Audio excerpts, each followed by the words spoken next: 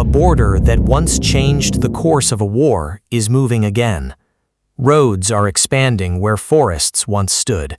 Military drills are appearing where quiet farmland used to dominate the landscape. Governments are watching. Intelligence services are watching. Armies are watching. But the most important question isn't whether something is happening on Ukraine's northern border. The real question is whether everyone is already too late to stop it. For years, attention stayed fixed on the familiar names: Donbass, Crimea, southern offensives, missile strikes, drone warfare. The northern border slowly disappeared from daily headlines, becoming background noise in a war that had already transformed Europe. But wars have a habit of returning to places people stop watching. Across Belarusian territory, activity began appearing in fragments. Construction projects expanded near border regions. Military infrastructure improvements accelerated. Logistics routes received upgrades. Defensive positions appeared in locations that previously attracted little attention. Individually, none of these developments automatically signal preparation for a new offensive. Together, however, they create a different picture entirely. Military planners rarely look at single events. They look for patterns. And patterns are exactly what started attracting attention. Border regions that once functioned primarily as buffer zones increasingly began appearing in intelligence assessments. Transportation corridors received renewed focus. Existing military facilities gained greater importance. The conversation slowly shifted from asking whether Belarus matters to asking how much it matters. The concern is not simply geography. The concern is timing, because military buildups become more alarming when they happen simultaneously with larger regional changes. Russia continues adapting its military strategy. Ukraine continues restructuring defenses. NATO members bordering the region continue strengthening infrastructure. Each action by one side creates reactions from another. Security calculations expand outward like waves. This creates a dangerous environment where even defensive actions can appear offensive depending on who is watching. What makes the situation especially uncomfortable is that uncertainty itself becomes a weapon. If military activity forces neighboring states to spend more resources, move more equipment, increase surveillance, strengthen borders, or prepare for scenarios that may never happen, then pressure is created, regardless of whether shots are fired. This is why analysts focus heavily on military exercises, infrastructure projects, transportation networks, logistics hubs, ammunition storage, drone operations, and troop movements. Modern warfare often reveals itself long before the first vehicle crosses a border. And history makes ignoring these signs difficult, because 4 years ago, many of the same discussions sounded familiar. Military exercises, temporary deployments, routine movements, infrastructure projects, official statements insisting nothing unusual was happening.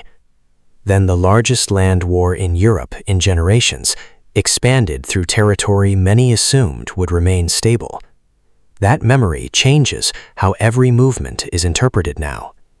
The atmosphere this creates spreads far beyond Belarus itself. Border fortifications accelerate, surveillance increases, military planners reopen contingency documents, regional governments begin calculating risks that may never materialize. Because even if nothing happens, preparing for something that might happen becomes unavoidable. And this raises a much larger problem, because this border is not simply another border. It is one of the few places where geography itself can reshape the entire war. Not all borders carry the same weight. Some separate countries. Some separate economies. Some separate alliances. And some sit at the center of military history so recent that every road, every railway, every bridge still carries the memory of what happened there. Ukraine's northern frontier belongs to the last category. Geography does not care about politics. It does not care about speeches, promises, negotiations, or public statements.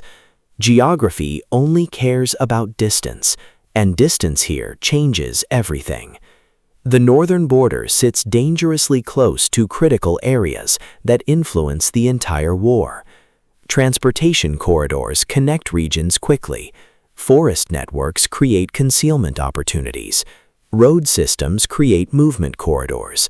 Infrastructure built for civilian purposes suddenly gains military importance the moment conflict expands. Military planners understand something simple. The shorter the distance, the smaller the margin for mistakes. This is why northern routes attract so much attention, because history already demonstrated what happens when this region transforms from a border into an active military zone. When major military operations previously moved through this direction, the strategic calculation was straightforward: speed, pressure, shock, rapid movement toward politically important targets. The assumption was that momentum itself could create victory. But reality proved more complicated. Terrain slowed movement, logistics struggled, supply lines stretched, vehicles became trapped. Large formations discovered that moving quickly and sustaining movement are completely different problems. Those lessons did not disappear. Everyone involved studied them. Ukraine studied them. Russia studied them. NATO studied them. Belarus studied them. And studying a battlefield changes the battlefield itself. The northern frontier today is not simply important because of what happened there before. It matters because every participant expects the next version to look different. This creates a strange strategic paradox. The more valuable this route appears, the harder it becomes to use. And yet the harder it becomes to use, the more preparation everyone invests into it. This cycle creates escalating tension even without direct confrontation. The geographic position creates another uncomfortable reality. This region does not exist in isolation. Events here immediately affect multiple security systems simultaneously. A military movement influences Ukraine. It influences neighboring NATO members. It influences regional logistics. It influences intelligence operations. It influences economic calculations. Few regions create this many overlapping consequences. That is why even relatively small military developments attract disproportionate attention, because uncertainty spreads outward. A convoy moving north is not simply a convoy. A logistics hub is not simply infrastructure. Road construction is not simply construction. Everything becomes part of larger calculations. And perhaps the most important lesson from previous years is this: the first sign of change rarely looks dramatic. Major military developments often begin appearing ordinary: routine exercises, temporary deployments, infrastructure upgrades, administrative decisions.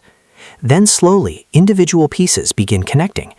This explains why military analysts increasingly focus less on dramatic headlines and more on quieter indicators: supply networks, transport capacity, fuel storage, engineering activity, communications infrastructure. Because before armies move, systems move first. And while attention remains focused on what might happen at the border itself, something much more important has been happening behind it. Because this time, Ukraine has spent years preparing for the possibility that history could try repeating itself. While attention outside the region rises and speculation spreads across analysts and media, a different process has been unfolding far from public statements and headlines. It is a process defined not by announcements, but by silence. Because in modern warfare, the most important preparations are often the ones nobody talks about. Across the northern sectors, defensive systems have been evolving in layers, not as a single structure, but as a network built over time. Roads that once allowed unrestricted movement are no longer simply transit routes. They have been studied, mapped, and re-engineered for control under pressure. Terrain that previously felt open has been transformed into zones where movement can be predicted, slowed, or redirected. What looks unchanged on the surface is often completely different underneath. Minefields are not simply placed, they are calculated. Every position is designed to channel movement into predictable paths. Anti-vehicle obstacles are not random, they are positioned to break momentum at critical points. Bridges and crossings are not just infrastructure, they are potential control points that can determine the pace of an entire advance. But physical defenses are only one layer. A second layer exists in the form of constant observation. Modern battlefields are no longer blind. Drone networks operate continuously, scanning terrain, tracking movement patterns, and identifying changes in real time. Electronic surveillance systems extend awareness beyond physical sight, detecting communication signals, movement coordination, and operational shifts long before traditional reconnaissance would notice anything. This creates a battlefield where surprise becomes increasingly difficult. And yet the most significant shift is not only defensive, it is adaptive. Because Ukraine's strategy in this region does not appear to rely on static positioning alone. Instead, it focuses on mobility, responsiveness, and asymmetric response. Rather than mirroring large-scale formations with equally large formations, the emphasis shifts toward precision, disruption, and controlled engagement. Smaller systems replacing larger ones, faster reactions replacing slower deployments, information replacing mass. This is where modern warfare changes its nature entirely. Because the side that sees first often acts first, and the side that acts first does not necessarily need to be the largest. What makes this preparation particularly significant is that it is not reactive in real time. It is anticipatory, built on the assumption that pressure could increase at any moment, but not tied to the assumption that it must. This creates a defense posture that is flexible rather than rigid, and flexibility in modern conflict is often more valuable than strength alone. But even with all of this preparation, there remains a deeper tension, because no defense system exists in isolation. Every layer built in the north influences resources elsewhere. Every unit positioned in one region affects availability in another. Every preparation creates trade-offs, and those trade-offs lead directly into a far more complicated question. Because while one side prepares quietly and systematically, the political reality on the other side is far less stable. And that instability sits at the center of the next layer of this unfolding situation. Power is often described as control. But in some situations, power becomes the exact opposite. Not control, but constraint. Not freedom, but limitation.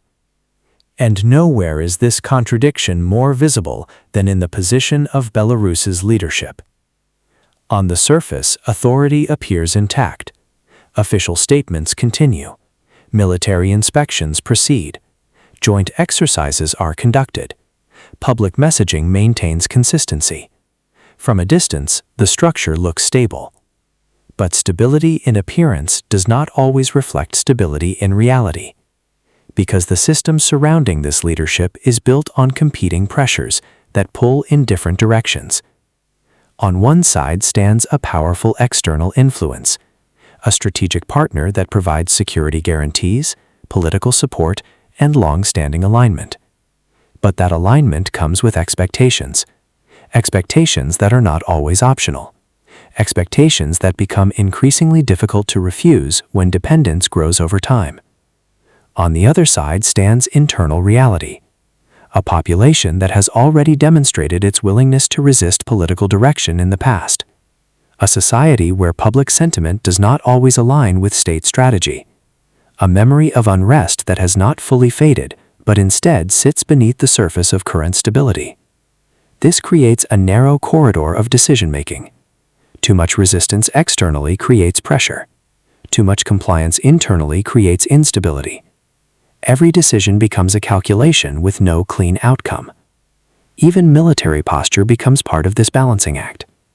Exercises can be interpreted in multiple ways depending on perspective.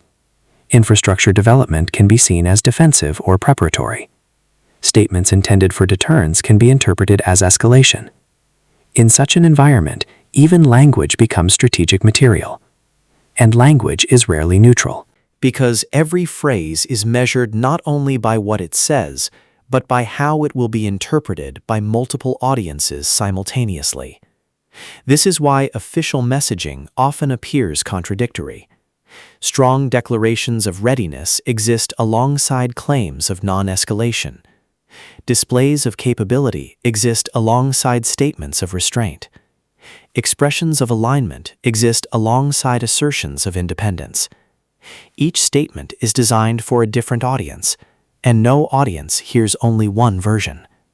This creates a situation where perception itself becomes unstable, and instability in perception often leads to instability in action.